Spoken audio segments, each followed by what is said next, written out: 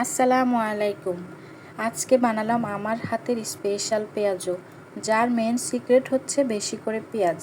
প্রথমে 3 ঘন্টা ডাল ভিজিয়ে নিলাম, তারপর ভালো করে ধুয়ে নিলাম।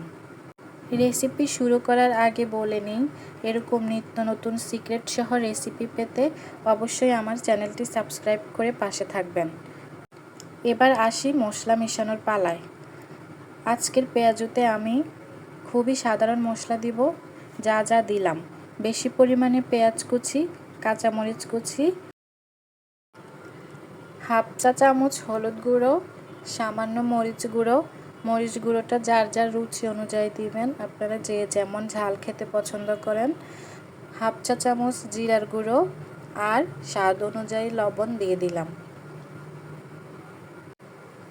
সব মশলা পেঁয়াজের সাথে আগে মিশিয়ে নিলাম।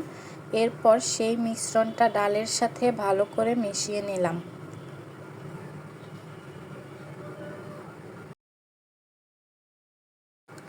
এই যে সব উপকরণ আমার ডালের সাথে মিশানো শেষ। দেখতে মনে হবে যে এটা পেঁয়াজের পেঁয়াজু, কারণ পেঁয়াজ ডালের উপরে ভেসে থাকবে।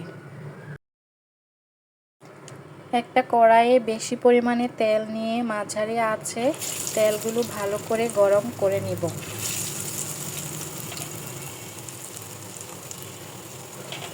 আমি এখানে দোকানের মতো করে বড় বড় শেপ দিয়ে পেঁয়াজগুলো বানালাম। আরেকটা ছোট টিপস: যখন দারুণ সুঘ্রাণ বের হবে তখনই বুঝে নেবেন পেঁয়াজগুলো পারফেক্টলি ভাজা হয়ে গেছে। এই যে দেখতেই পাচ্ছেন, লাল লাল করে আমি পেঁয়াজগুলো ভেজে নিলাম। আপনি যখন ভাজবেন মনে হবে যে পুড়ে গেছে, কিন্তু না, পুড়ে যাবে না। এটা লাল লাল করে ভেজে সুঘ্রাণ বের হলেই বুঝবেন যে আপনার পেঁয়াজুটা পারফেক্টলি হয়েছে। গরম গরম পরিবেশন করুন।